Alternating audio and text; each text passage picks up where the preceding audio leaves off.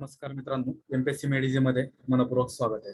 ठीक आहे, आपण माहितीचा अधिकार अधिनियम पाहतोय, राईट टू इन्फॉर्मेशन ऍक्ट 2005. यातला हा पार्ट 2 आहे ह्या लेक्चर मधला. ठीक आहे, तर बघा, आपण कायद्याची पार्श्वभूमी पाहिली पाठीमागच्या लेक्चरमध्ये. हा नक्की कायदा का तयार केला गेला त्यामध्ये आपण पाहिलं होतं. ठीक आहे, त्यामध्ये ऑफिशियल सिक्रेट्स ऍक्ट जो 1923 चा आहे, ठीक आहे, त्याला अधिक्रमित करणारा हा राईट टू इन्फॉर्मेशन ऍक्ट 2005 आणला गेला.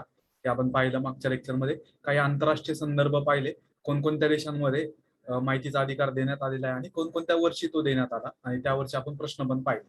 ठीक आहे, आता आपण राष्ट्रीय संदर्भ पाहत आहोत. लास्टच्या लेक्चरला थोडा रेफरन्स आपण पाहिला राष्ट्रीय संदर्भांचा. तो संदर्भ कसा पाहिला होता आपण पाहिलं होतं की भारतीय राज्यघटनेच्या कलम 19(1)(a) मध्ये, हे कलम 19(1)(a) काय सांगतं भारतीय राज्यघटनेचं? भाषण व अभिव्यक्ती स्वातंत्र्य सांगते. आपण सर्वांना माहित आहे भाषण व अभिव्यक्ती स्वातंत्र्य. आणि सुप्रीम कोर्टच्या वेगवेगळ्या जजमेंट्स मध्ये, वेगवेगळ्या न्यायनिवाड्यांमध्ये सुप्रीम कोर्टाने, सर्वोच्च न्यायालयाने असं सांगितलेलं आहे की माहितीचा अधिकार जो आहे हा भाषण व अभिव्यक्ती स्वातंत्र्याचाच भाग आहे. माहितीचा अधिकार हा भाषण व अभिव्यक्ती स्वातंत्र्याचा भाग आहे. कलम 19(1)(a) अंतर्गत माहितीचा अधिकार येतो, असं वेगळ्या न्यायनिवाड्यात सुप्रीम कोर्टने सांगितलं. आपल्या सर्वांना माहिती आहे, मूळ राज्यघटनेमध्ये माहितीचा अधिकार दिलेला नाहीये. हे सुप्रीम कोर्टचे जजमेंट सांगतात की हा अधिकार याच्या अंतर्गत येतो, भाषण व अभिव्यक्ती स्वातंत्र्याच्या अंतर्गत येतो. हे आपण पाहिलं होतं. आणि त्या केसेस कोणकोणत्या होत्या त्याच आता आपल्याला पाहिजेत, त्यावरचे प्रश्न पण पाहिजेत. आता ज्या सुप्रीम कोर्टच्या ज्या केसेस आपण अभ्यासणार आहोत, आपण तेवढ्याच अभ्यासायच्यात. त्यामधूनच प्रश्न आला तर चुकून येतो, आणि त्याच्या बाहेरचा आला तरी मग काही जास्त लोड घ्यायचा नाही त्याचा, कारण चुकून प्रश्न कधीतरीच येतो यावरती. आणि आला तर आपला चुकायला नको, त्यामुळे आपल्याला अभ्यासायचा आहे, अदरवाईज आपण तो अभ्यासला पण नसता. ठीक आहे, तर सुप्रीम कोर्टाचे महत्वाचे न्यायनिवाडे आपण अभ्यासूयात. बघा, हे सहज लक्षात राहतील तुमच्या, मी सांगतो त्या पद्धतीने फक्त. चला, सर्वात पहिली केस येते ती Bennett Coleman versus union of India. ही केस 1973 ची. बघा, कसं लक्षात ठेवायचं, तर लक्षात वगैरे ठेवायचं नाहीये आपल्याला, जस्ट वाचायचे. स्टील मी तुम्हाला सांगतो. बघा, गाडीचं बोनेट असतं, इंजिनचा जो भाग झाकलेला असतो गाडीच्या, फोर व्हीलर असेल किंवा ट्रक वगैरे असेल, त्याच्या पुढचा जो भाग असतो तो बोनेट असतो, आपल्या सर्वांना माहिती. त्यावरूनच लक्षात ठेवा बोनेट कोलमन. आता ते बोनेट आपण काय केलं, वृत्तपत्राचा जो कागद आहे त्या कागदाने काय केला, पुसला. मग ही बोनेट कोलमनची केस ही वृत्तपत्र संपादकांशी संबंधित आहे, एवढं आपल्या लक्षात राहते. एक्झामला काही तसं विचारलं जात नाही, पण स्टील तुम्हाला मी सांगतोय. Bennett Coleman versus union of India 1973 ची केस आहे. ह्या केसमध्ये काय सांगितलं सुप्रीम कोर्टनी? बघा, सगळ्यात पहिल्यांदा वृत्तपत्र संपादक असतील किंवा कंपनीचे संचालक किंवा भागधारक असतील, ठीक आहे, हे काय करतात, वृत्तपत्रात मतप्रदर्शन करत असतात. हा त्यांच्या अभिव्यक्ती स्वातंत्र्याचा भाग आहे. आणि त्याच अनुषंगाने, ह्या केसच्या अनुषंगाने, ती केस आपल्याला सविस्तर अभ्यासायची नाही, त्या केसच्याच अनुषंगाने सुप्रीम कोर्टने सांगितलं काय, माहितीचा अधिकार जो आहे हा 19(1)(a) हे जे कलम आहे भारतीय राज्यघटनेचं, त्याच्या अंतर्गत येतो. ह्या केसच्या अनुषंगाने पहिली केस येते ती Bennett Coleman versus union of India. ठीक आहे, दुसरी केस आहे ती राजनारायण. बघा, हा राज आहे, राजनारायण असं लक्षात ठेवा. Rajnarayan versus UP government, Uttar Pradesh सरकार विरुद्ध राजनारायण ही केस होती. 1973 ची ही केस अगेन. ह्या केसचं वर्ष वगैरे काय विचारलं जात नाही, फक्त केसची नावं लक्षात ठेवा. Bennett Coleman versus union of India 19(1)(a) अंतर्गत काय येतो, माहितीचा अधिकार येतो. राजनारायण वर्सेस युपी गव्हर्नमेंट, आता ही केस थोडीशी महत्वाची आहे. बघा, हिच्यात काय काय सुप्रीम कोर्टने म्हणलेलं आहे. जबाबदार शासन पद्धती, बरोबर, ही असली पाहिजे. कमीत कमी गुपिते शासन व्यवस्थेने ठेवली पाहिजेत. तपशील नागरिकांना उपलब्ध करून दिला पाहिजेत. आणि यंत्रणा जी असते, शासकीय यंत्रणा, ही नागरिकांना उत्तरदायी असली पाहिजे, नागरिकांना, असं या केसमध्ये म्हटलेलं आहे. राजनारायण वर्सेस युपी गव्हर्नमेंट ही केस आहे 1973 ची. त्यानंतरची केस येते Maneka Gandhi versus union of India ही केस, बरोबर. आता ही मेनका गांधी केस आपण पॉलिटीमध्ये अभ्यासतो, आपल्या सर्वांना माहिती आहे. आर्टिकल 21च्या अनुषंगाने आपण ती अभ्यासली होती पॉलिटीमध्ये, भारतीय राज्यघटनेमध्ये. स्टील इथेही त्याचा रेफरन्स येतो. कसा रेफरन्स येतो आपल्या सर्वांना माहिती आहे. पॉलिटीमध्ये एक गोष्ट आपण अभ्यासतो, भारतीय राज्यघटनेच्या 19व जे कलम आहे त्याच्या अंतर्गत काय येतं, देशांतर्गत संचार स्वातंत्र्य येतं, बरोबर. आणि आपण पाहिलं होतं कलम 21 अंतर्गत काय येतं, परदेशात संचार करण्याचं स्वातंत्र्य येतं, असं आपण पॉलिटीमध्ये अभ्यासतो. त्याच अनुषंगाने बघा, मेनका गांधी केस आहे, त्या केसमध्ये काय म्हटलेलं आहे, माहिती मिळवणे किंवा मत व्यक्त करणे याला भौगोलिक सीमा नाहीत, असं कोणत्या केसमध्ये म्हटलेलं आहे, Maneka Gandhi versus union of India या केसमध्ये म्हटलेलं आहे. माहिती मिळवायची असेल किंवा आपलं मत व्यक्त करायचं असेल तर याला कुठल्याही भौगोलिक सीमा नाहीत. त्यामुळेच त्याच अनुषंगाने माहितीचा अधिकार हा भारतीय राज्यघटनेच्या 19(1)(a) अंतर्गत येतो, असंही सुप्रीम कोर्टने त्या केसमध्ये सांगितलेलं आहे, Maneka Gandhi versus union of India. ठीक आहे, भौगोलिक सीमा हा कीवर्ड आपल्या लक्षात राहील मेनका गांधीच्या केसच्या अनुषंगाने. बरोबर. बघा त्यानंतर ना सगळ्यात महत्वाची केस येते SP गुप्ता, याला जजेस केस असं पण म्हटलं जातं. आपण सर्वांना माहित असेल, पॉलिटिक त्याचा रेफरन्स येतो कधी कधी. जजेस केस ही SP Gupta versus union of India 1982 ची केस आहे. ह्या केसमध्ये काय सांगितलं सुप्रीम कोर्टनी, 19(1)A अंतर्गत जे भाषण व अभिव्यक्ती स्वातंत्र्य येतं, हीच RTI ची काय घटनात्मक हमी आहे. म्हणजे RTI ला माहितीचा अधिकार हा आपला अगेन सुप्रीम कोर्टने या केसमध्ये सांगितलंय की हा ह्या कलमाअंतर्गत येतो आणि हेच कलम म्हणजे माहितीच्या अधिकाराची हमी देतं आपल्याला. असं कोणत्या केसमध्ये म्हटलंय, जजेस केसमध्ये SP Gupta Union versus of India, Union of India versus SP Gupta ही केस आहे. त्यानंतर ना बघा आता इंडियन एक्सप्रेसशी संबंधित 2 केसेस येतात. अर्थातच इंडियन एक्सप्रेस हा वृत्तपत्र समूह आहे, आपल्याला माहिती आहे, त्याच्याशी रिलेटेड काही माहिती असणार आहे. बघा Indian express versus union of India 1985 ची केस आहे. आता आपल्या सर्वांना माहित असेल माध्यमांचं भाषण व अभिव्यक्ती स्वातंत्र्य असतं माध्यमांना सुद्धा, मीडियाला आपण त्याला म्हणतो मीडिया. मग हीच Indian express versus union of India ह्या केसमध्ये सुप्रीम कोर्टने काय सांगितलं, माध्यमांचं भाषण व अभिव्यक्ती स्वातंत्र्य जे आहे त्याच्यामध्ये माहितीच्या अधिकाराचाही समावेश होतो, माहिती प्रसिद्ध करण्याचाही समावेश होतो, सोबतच माहिती वितरित करणे आणि प्रसारित करणे यांचाही समावेश होतो. असं कोणत्या केसमध्ये म्हणलं, Indian express versus union of India त्या केसमध्ये सुप्रीम कोर्टने म्हटलेलं आहे. ठीक आहे. त्यानंतर ना येते Indian express versus Reliance petrochemical. बघा इंडियन एक्सप्रेसची ही पहिली case Union of India versus union of India आहे, भारत सरकारच्या विरोधात आहे. आणि दुसरी इंडियन एक्सप्रेसची केस जी आहे ती रिलायन्स पेट्रोकेमिकलच्या विरोधात आहे. बरोबर. आता हे सविस्तर आपल्याला अभ्यासायचं नाहीये, रिलायन्स पेट्रोकेमिकल फक्त आपल्याला माहित असेल. त्यावेळेस काय होतं, रिलायन्स पेट्रोकेमिकलच्या देशभरात वेगवेगळ्या ठिकाणी केसेस चालू होत्या, काही कारणास्तव. ते कारण आपल्याला काही समजून घ्यायचं नाही सध्या. त्या केसमध्ये इंडियन एक्सप्रेस काय करत होतं, त्या केसेस संबंधी काही माहिती प्रसारित करत होतं आणि मग त्यामुळेच ती केस रिलायन्स पेट्रोकेमिकल सुप्रीम कोर्टमध्ये गेलं इंडियन एक्सप्रेसच्या विरोधात. ते काय झालं असेल आपल्याला ते समजून घ्यायचं नाही सध्या. एवढंच लक्षात ठेवायचं की त्या केसमध्ये काय झालं, सुप्रीम कोर्टने त्या केसमध्ये एकच सांगितलं, कलम 21 जे आहे भारतीय राज्यघटनेचा, राईट टू लाईफ, बरोबर, जीविताचा हक्क जो आपला आहे कलम 21 अंतर्गत, यासाठी RTI हा मूलभूत हक्क असणं गरजेचं आहे, असं कोणत्या केसमध्ये सांगितलं, Reliance petrochemical versus Indian express या केसमध्ये सुप्रीम कोर्टने सांगितलं. आता सगळ्यात फेमस केस येते मित्रांनो, बघा आपल्याला सर्वांना माहित असेल RTI ऍक्ट कधी आला. RTI ऍक्ट आपण सर्वांना माहित असेल 2005 मध्ये आला, हे आपण सर्वांना माहित आहे. आणि त्याच अनुषंगाने मग बघा त्याच्या अगोदरची 2004 ची केस आहे, People's union for civil liberty ही केस आहे, People's union for civil Liberty. ठीक आहे. पुढे प्रश्न घेतल्यावर बघा सहज तुम्हाला ह्या गोष्टी आठवतात. ह्या केसेसची नावं फक्त आपली एकदा वाचून झाली पाहिजे. People's union for civil liberty ही जी केस आहे 2004 ची, रिसंट 2005 ला काय झाला, 4 ची ही केस आहे. ह्या केसमध्ये सुप्रीम कोर्टने काय सांगितलं बघा, माहितीचा अधिकार जो आहे ना हा मूलभूत मानवी हक्क आहे, लक्षात घ्या. म्हणजे इतकं महत्व दिलेलं आहे माहितीच्या अधिकाराला. आणि त्याच अनुषंगाने 2005 मध्ये सरकारने कायदा केलेला आहे माहितीचा अधिकार. सुप्रीम कोर्ट म्हणते मानवी हक्क हा RTI प्रशासन पारदर्शी असण्यासाठी, उत्तरदायी असण्यासाठी 19(1)A अंतर्गत माहितीचा अधिकार देणं आवश्यक आहे, असं सुप्रीम कोर्टने People's union for civil Liberty यामध्ये ह्या केसमध्ये सांगितलं. आणि त्याच अनुषंगाने 2005 मध्ये कायदा आलेला आहे. बघा प्रश्न कसा विचारला जातो, खालीलपैकी कोणत्या एका केसमध्ये सर्वोच्च न्यायालयाने माहिती अधिकाराचा अर्थ सांगितला व अधोरेखित केला, ती केस म्हणजेच आपली People's union of Civil liberties versus union of India ही 2004 ची केस आहे. पर्याय क्रमांक 1 उत्तर आहे. बघा STI मुख्य 2013 ला हा प्रश्न आला होता. आता मी असं का सांगतोय बघा, पुढचा एक प्रश्न घेतल्यावर रेफरन्स येईल तुम्हाला. आता आपल्या केसेस ज्या अभ्यासल्या आपण त्याच्यामध्ये स्वरूप सिंग असं नाव आलं नाही, अरविंद कुमार असं आलं नाही, वैशाली कच्छप असं आलं नाही. ह्या आपल्या रेग्युलर कंटेंट मधल्या बघा, हे ऑथेंटिक सोर्स मधूनच मी केसेस घेतलेल्या आहेत, अशा इंटरनेटवरून वगैरे घेतलेल्या नाही आहेत सर्च करून. अर्थात इंटरनेटवरती पण त्या अवेलेबल असणारच आहेत, पण मी ऑथेंटिक सोर्स मधून घेतल्या, त्यामुळेच आपल्याला तेवढ्याच अभ्यासायच्या.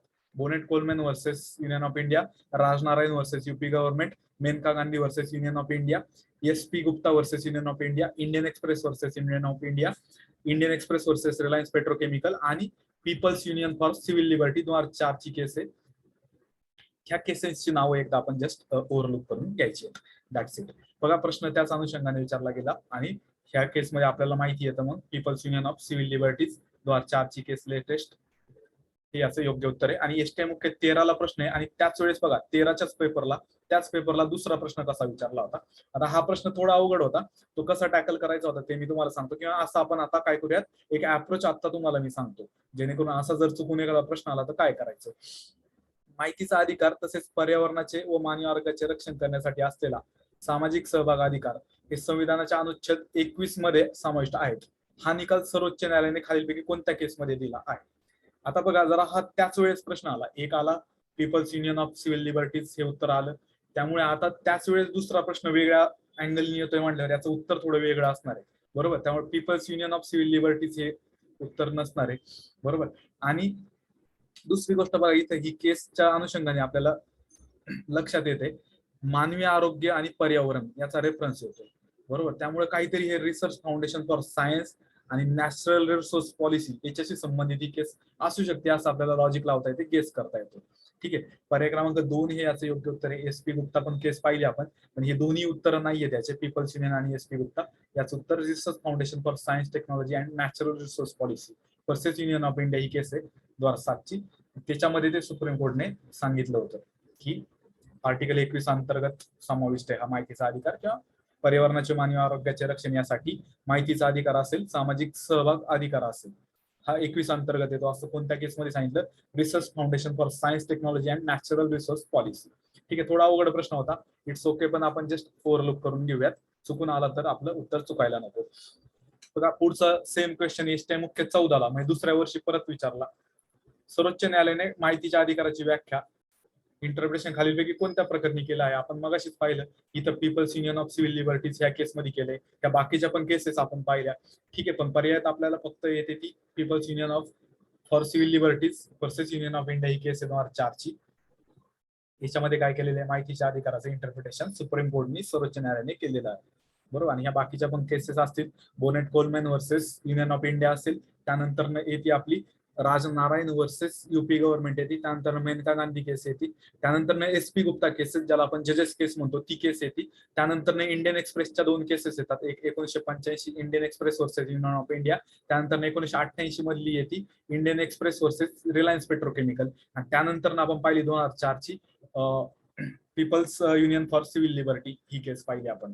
ठीक आहे, अशा प्रकारे प्रश्न विचारले जातात. बघा, आता सगळ्यात महत्वाचं आपण पहिल्या लेक्चरमध्ये पाहिलं होतं की शासकीय गुपिते कायदा असेल, ऑफिशियल सिक्रेट्स ऍक्ट 1923. बरोबर, ह्या कायद्याला अधिक्रमित करणारा कायदा आला आरटीआय ऍक्ट 2005. बरोबर, ह्या कायदा का अधिक्रमित करण्यात आला?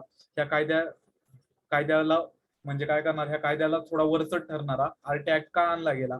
बरोबर, हा कायदा ऑलरेडी असताना तर ती चर्चा आपण पहिल्या लेक्चरमध्ये केली होती. परंतु काय झालं, मग ह्या कायद्याचा थोडा दुरुपयोग व्हायला लागला, त्यामुळे स्वातंत्र्यानंतर ह्या कायद्यामध्ये बदल करावेत अशी सूचना अनेक समित्यांनी, कार्यगटांनी केली. बरोबर, मग त्याच्याशी संबंधी काही महत्वाची माहिती घ्यायची आहे, त्यावरती प्रश्न पण आलेला आहे. बघा, हे मजदूर किसान शक्ती संघटनेवर प्रश्न आला. आता ही माहिती मी ऑथेंटिक सोर्स मधून घेतलेली आणि तिथूनच तो प्रश्न आलेला होता, येते आपल्या लक्षात. ठीक आहे, त्यामुळं हे आपला अभ्यासनं गरजेचं आहे. त्याच अनुषंगाने आणखी कोणता डेटावरती प्रश्न येऊ शकतो ती चर्चा आपण करतो या ठिकाणी.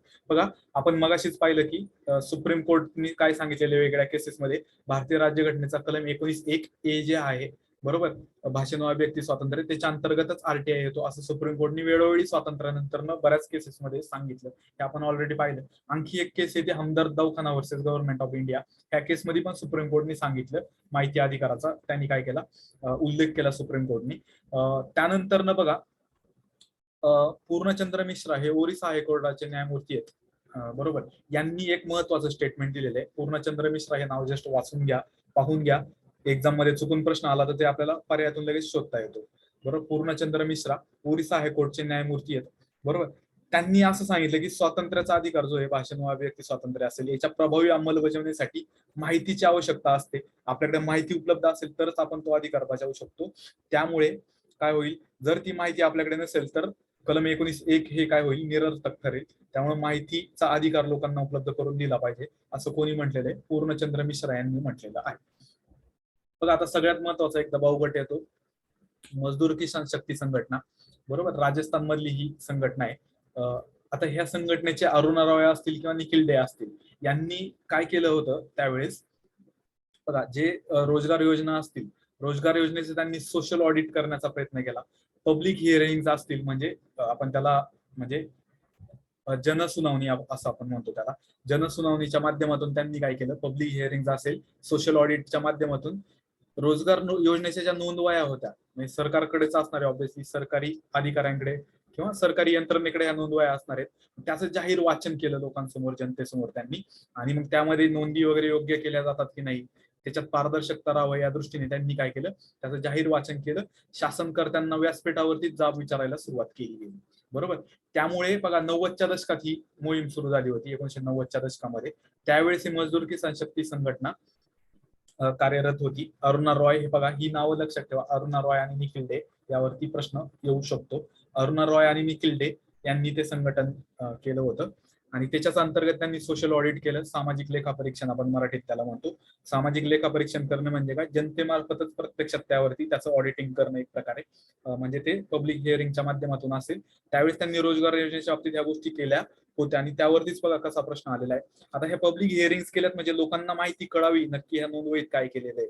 म्हणजे बघा माहितीचा अधिकार मिळवण्याचे एक प्रकारे ते प्रयत्न त्यावेळेस झालेले 1990च्या दशकामध्ये मजदूर किसान शक्ती संघटनेच्या माध्यमातून. बघा प्रश्न कसा आलेला आहे, 1990 मध्ये माहितीचा अधिकार चळवळ सुरू झाली जेव्हा डॅश डॅशच्या संघटनेने राजस्थानमधील दुष्काळ निवारणाच्या कामांसंबंधी नोंदी आणि कामगारांचे लेखे यांची मागणी केली होती. बरोबर. ही माहितीचा अधिकार चळवळ त्यावेळेस सुरू झालेली आहे. आणि मग प्रश्न कसा होता बघा, इथे कन्फ्युजन प्रश्न होते, तो कसा टॅकल करायचा होता ते मी तुम्हाला सांगतो. आपण मजदूर किसान शक्ती संघटना आता पाहिली, पण ही नाव आपल्या लक्षात राहिलंच असं नाही. प्रश्न पर्याय पाहून कसं उत्तर देता येत होतं बघा. मजदूर किसान संघर्ष संघटना, मजदूर कामगार शक्ती संघटना. आता बघा मजदूर म्हणजेच कामगार ना, हे असं नाव कसं काय असेल संघटनेचं, मजदूर कामगार शक्ती संघटना. बरोबर. दुसरं बघा, मजदूर म्हणजेच काय श्रमिक, असं पण नाव नसणार आहे. एकाच वेळी दोन्ही नावं एकाच संघटनेच्या नावात नसणार आहे. म्हणजे मजदूर किसान संघटना असणार आहे ती, मजदूर किसान संघटना असणार आहे, ती एकतर संघर्ष असणार आहे किंवा शक्ती संघटना असणार आहे. दोन पैकी कोणता पर्याय घ्यायचा, संघर्षवाला घ्यायचा की शक्तीवाला घ्यायचा. इथं लक्षात येईल आपल्या की शक्ती नाव बघा असं 2 वेळा आलेले, त्यामुळे शक्तीवाला घ्यायचा. पर्याय क्रमांक 4 हे याचं योग्य उत्तर आहे, मजदूर किसान शक्ती संघटना. आणि दुसरं लॉजिक असं आहे की मजदूर किसान एकत्र येतात, संघटना स्थापन करतात म्हटल्यावरती आता ती शक्ती संघटना असणार आहे त्यांचं. बरोबर. संघर्ष तर ऑलरेडी त्यांचा असतोच, पण ती संघटना स्थापन केली ती शक्ती संघटना त्यांनी स्थापन केली, असं लक्षात ठेवत होते. पर्याय क्रमांक 4 हे याचं उत्तर आहे. बघा त्याच अनुषंगाने जनसुनावणी आणि सामाजिक लेखापरीक्षणाच्या बाबतीत आता यावरती चुकून कधीतरी प्रश्न पडू शकतो, पण त्या अनुषंगाने आपण थोडं जस्ट वाचून घेऊयात फक्त. जनसुनावणी सामाजिक लेखापरीक्षणाचा अग्रेसर असणारे जिल्हे कोणते होते त्यावेळेस, किंवा अजूनही ते अग्रेसर आहेत. राजस्थान मधला डुंगरपूर जिल्हा असेल. बरोबर. आताच आपण मजदूर किसान शक्ती संघटना पाहिला, त्याच अनुषंगाने राजस्थान मधली ती संघटना आहे. डुंगरपूर जिल्ह्यात जास्त ते अग्रेसर काम चालायचं. युपी मधला हरदोई जिल्हा असेल, आणि आंध्र प्रदेश मधला अनंतपूर जिल्हा असेल. बरोबर. यामध्ये सामाजिक लेखापरीक्षणाची जनसुनावणीची कामं किंवा त्या माध्यमातून ते अग्रेसर राहायचे. जस्ट वाचून घ्यायचं आपल्याला या ठिकाणी. बघा आपल्याला माहित असेल मनरेगा योजना 2006 ची. बरोबर. ही मनरेगा योजना आपल्याला माहिती असेल आंध्र प्रदेश मधल्या अनंतपूर जिल्ह्यातील बांदलापल्ले येथून सुरू झाली होती, आपण सर्वांना माहित असेल. बरोबर. मग त्याच्यामध्ये ह्या मनरेगा कायद्यामध्ये सुद्धा सोशल ऑडिट करण्याची कायदेशीर तरतूद केलेली आहे सामाजिक लेखापरीक्षणाची. त्या अनुषंगाने मी त्या चर्चेच्या अनुषंगाने मी तुम्हाला जस्ट ही फॅक्ट सांगितली. ठीक आहे. बघा आता आरटीआय कायदा निर्मितीचा प्रयत्न प्रत्यक्षात कधी सुरू झालेला आहे. आता आपण ही संघटना पाहिली, सुप्रीम कोर्टाचे जजमेंट्स पाहिल्या, पण याच्या पलीकडे आता प्रत्यक्षात कायदा निर्माण व्हावा असे काही प्रत्यक्षात प्रयत्न सुरू झालेले आहेत 1997 मध्ये. बघा 1997 संबंधीच्या 3 गोष्टी आपल्याला समजून घ्यायच्या. ऑक्टोबर 97 मध्ये लबासना आपण सर्वांना माहित असेल, Lal Bahadur Shastri national academy for administration आपल्याला माहित असेल. लबासना मसुरी येथे ती अकॅडमी आहे, आपण सर्वांना माहिती असेल. IAS अधिकाऱ्यांचं ट्रेनिंग तिथे होतं लबासनामध्ये. तर येथे एक बैठक भरली होती 1997 मध्ये. ती बैठक कोणांमध्ये भरली, सामाजिक कार्यकर्ते असतील, कायदे तज्ञ असतील आणि शासकीय अधिकारी असतील, यांच्यामध्ये ती बैठक भरली गेली होती. आणि त्यामध्ये ते चर्चा चालू होती माहितीच्या अधिकाराबद्दल. प्रेस काउन्सिलने काय केलं होतं, कायद्याबाबत काय केलं, विचार चर्चेसाठी ठेवले होते, आणि त्याच संबंधीचं एक विधेयक त्या बैठकीच्या अंतर्गत आलं होतं. बरोबर. आणि आजचा जो ITI ऍक्ट आहे ना, हा ह्याच चौकटीत आहे, ह्या चर्चेच्या ह्या बैठकीच्या चौकटीतच येतो. त्यामध्ये जे विधेयक चर्चेला गेलं होतं त्याच्याच अंतर्गत किंवा त्याचाच एक ढाचा आत्ताच्या कायद्याला आहे. प्रेस काउन्सिलने ते विधेयक तिथं त्या बैठकीत मांडलं होतं, त्यावरती चर्चा झाली होती. 1997 ला लबासना मसुरी येथे झालं होतं. बरोबर. त्यानंतर 1997 लाच मुख्यमंत्र्यांची परिषद झाली. बरोबर. देशभरातील मुख्यमंत्र्यांची परिषद असते, ती परिषद 1997 मध्ये झाली. आणि ह्या परिषदेत असा ठराव करण्यात आला होता की केंद्र व राज्यांनी आपापल्या अधिकार क्षेत्रात काय करायचे, माहितीच्या अधिकाराचे कायदे करायचे. कधी 97 मध्ये. मग पुढे ते आपण पाहणारच आहोत कायदे कोणकोणत्या राज्यांनी कायदे केले, त्याच्यावरती चुकून प्रश्न विचारला जाऊ शकतो. सगळ्यात महत्वाचं फक्त आपल्याला पहिलंच राज्य लक्षात ठेवायचे. मग ह्या ठराव ह्या मुख्यमंत्र्यांच्या परिषद झाला. केंद्र व राज्यांनी आपापल्या क्षेत्रात काय करायचे, कायदे करायचे. मग सगळ्यात पहिल्यांदा माहितीचा अधिकार कायदा तमिळनाडू राज्याने केला 1997 मध्येच. बरोबर. कसं लक्षात ठेवायचं, आरटीआय ऍक्ट मध्ये बघा हा टी आहे आरटीआय मध्ये, टी फॉर तमिळनाडू असं लक्षात ठेवा. तमिळनाडू हे पहिलं राज्य आहे की ज्याने माहितीचा अधिकार हा अधिनियम 1997 मध्ये आणला होता. बरोबर. 97 ची मुख्यमंत्र्यांची परिषद काय सांगते की केंद्राने आणि राज्यांनी आपापल्या अधिकार क्षेत्रात कायदे बनवायचे. त्याच अनुषंगाने तमिळनाडूने सर्वात पहिल्यांदा कायदा आणला. केंद्राचा 2005 चा कायदा येण्यापूर्वी, बरोबर, 2005 चा आरटीआय ऍक्ट येण्यापूर्वी 9 राज्यांनी काय केले होते, कायदे आणले होते माहितीच्या अधिकाराचे. ते आपण पाहणारच आहोत. सध्या लक्षात घ्या बघा, 1997 ला बघा आता एक अहवाल येणार आहे. तो अहवाल कोणाचा असणार आहे, एच डी शौरी समितीचा. इथे जस्ट नाव वाचून घ्या, एच डी शौरी समिती. एक्झामला प्रश्न आलाच तर ऑप्शन मध्ये आपल्याला लक्षात येईल, एच डी शौरी समिती आहे. बरोबर. कॉमन कॉज ह्या एनजीओचे ते प्रमुख होते एच डी शौरी. 1997 ला त्यांचा अहवाल आला. त्या समितीने अशी शिफारस केली की माहितीचा अधिकार अधिनियम आणावा. त्यामुळे ही समिती आपल्यासाठी महत्वाची आहे, एच डी शौरी समिती. ह्या समितीने जुलै 97 मध्ये फ्रीडम ऑफ इन्फॉर्मेशन बिल संसदेत मांडावे अशा अनुषंगाने ते हे केला होता, अहवाल दिला होता. आणि त्याच समितीच्या अहवालावरती आधारित फ्रीडम ऑफ इन्फॉर्मेशन बिल संसदेत मांडलं गेलं 97 मध्ये बिल मांडलं गेलं. पण कायदा कधी संमत झाला, इसवी सन 2000 मध्ये संमत झाला. आणि तो कायदा होता फ्रीडम ऑफ इन्फॉर्मेशन ऍक्ट 2000.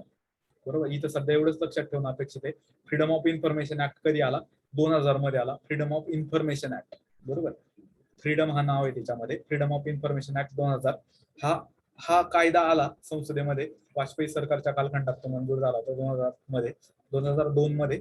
मग ही समिती कोणी शिफारस केली होती, तर ती एच डी शौरी समिती, की आपल्यासाठी परीक्षेच्या दृष्टीने महत्वाची आहे. बघा थोडक्यात पुन्हा रिवाइज करतो, इथं एक महत्वाची माहिती आपल्याला घ्यायची आहे. आपण पाहिलं होतं मसुरीला बैठक भरली लबासनामध्ये, प्रेस काउन्सिलने तिथं विधेयक मांडलं होतं. 97 मध्ये सीएम ची परिषद, मुख्यमंत्र्यांची परिषद भरली. तिथं ठराव मांडला होता, केंद्राने कायदे करावे आणि राज्यांनी पण कायदे करावे माहितीच्या अधिकाराचे. त्याच अनुषंगाने 9 राज्यांनी कायदे केले होते. कधी कधी केले होते बघा. सगळ्यात पहिला कायदा केला 1997 ला तमिळनाडू मध्ये. पहिलं राज्य तमिळनाडू. कसं लक्षात ठेवा, आरटीआय ह्या शब्दामध्ये टी फॉर तमिळनाडू असं लक्षात ठेवा. सगळ्यात पहिलं राज्य तमिळनाडू. बघा जीके जनरल नॉलेज आपल्याला माहित असतं, जीके आर असं लक्षात ठेवा. GK R DM district magistrate असं लक्षात ठेवा. जीके आर डीएम, डीएम हे जीकेचा अभ्यास करतात ना, जीके आर चा अभ्यास करतात असं लक्षात ठेवा. जीके आर चा अभ्यास डीएम ने केला. त्यांना आपण हाक मारताना ए असं म्हटलं आणि त्यांना एमजे असं म्हटलं. त्या डीएमचं नाव एमजे. बरोबर. ठीक आहे. यावरती चुकून प्रश्न येईल, जस्ट मी नाव वाचून घेतो त्या राज्यांची, तुमच्या सहज लक्षात येईल. 1997 ला पहिलं राज्य तमिळनाडू 1997. त्यानंतर गोवा, कर्नाटक. गोव्याने 1997 लाच कायदा आणला. कर्नाटकने 2000 मध्ये आणला. राजस्थाननी 2000 मध्ये आणला. सगळ्यात महत्वाचं बघा, DM, D for Delhi, M for Maharashtra. महाराष्ट्राने इसवी सन 2000 मध्ये कायदा आणला होता माहितीचा अधिकार. अर्थातच आपल्या सर्वांना माहित असेल, अण्णा हजारेंच्या प्रयत्नातून वगैरे ती चळवळ चालू होती. त्यानंतरही संपूर्ण देशभरात ती चळवळ चालू होती. सीएम परिषद, त्याच अनुषंगाने राज्यांनी कायदे आणले होते की 9 राज्य स्पेसिफिक आपल्या लक्षात राहणं अपेक्षित आहे. गोवा, कर्नाटक, राजस्थान, दिल्ली, महाराष्ट्र, आंध्र प्रदेश, मध्य प्रदेश आणि जम्मू काश्मीर. बघा जम्मू काश्मीर पण येते याच्यामध्ये. जम्मू काश्मीर 2003 मध्ये कायदा आणला होता. मध्य प्रदेशने 2003 मध्ये कायदा आणला होता. आंध्र प्रदेशने 2002 मध्ये, महाराष्ट्राने 2002 मध्ये कायदा आणला होता. आता यांची वर्ष शक्यतो विचारणार नाहीत, फक्त ही राज्य माहित असावीत आपल्याला. तमिळनाडू हे पहिलं राज्य आहे, टी फॉर तमिळनाडू, हे स्पेसिफिक लक्षात ठेवा. बाकीचे नाव फक्त वाचून घेतली तरी चालतील.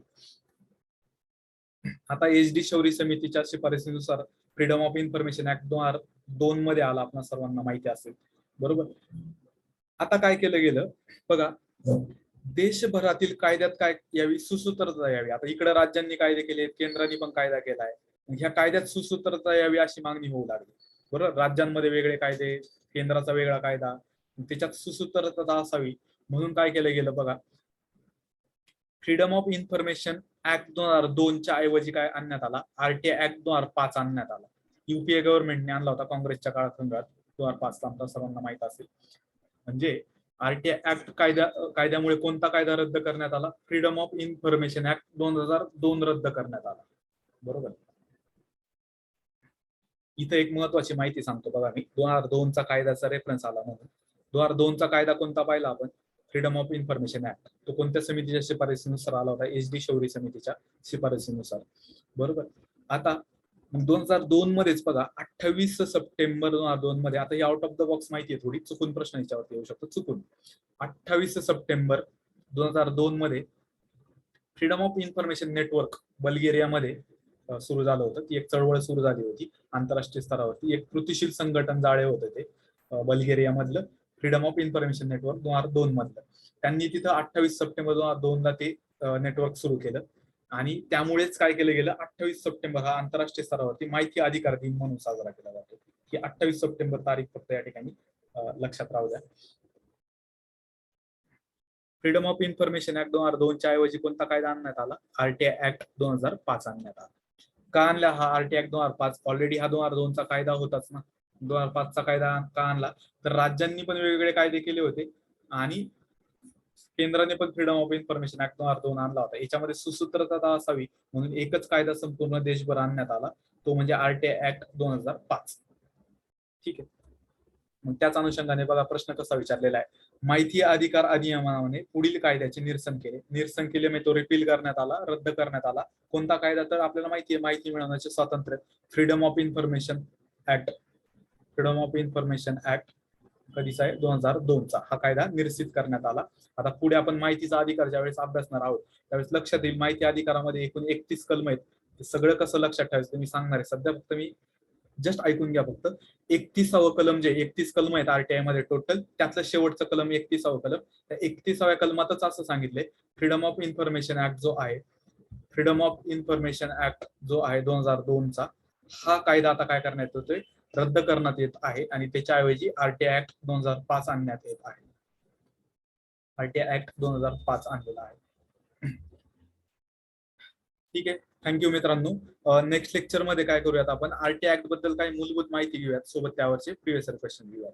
बघा मित्रांनो, आपण स्टेप बाय स्टेप चाललेलो आहे. सगळ्या गोष्टी तुमच्या 1 बाय 1 लक्षात राहत जातील.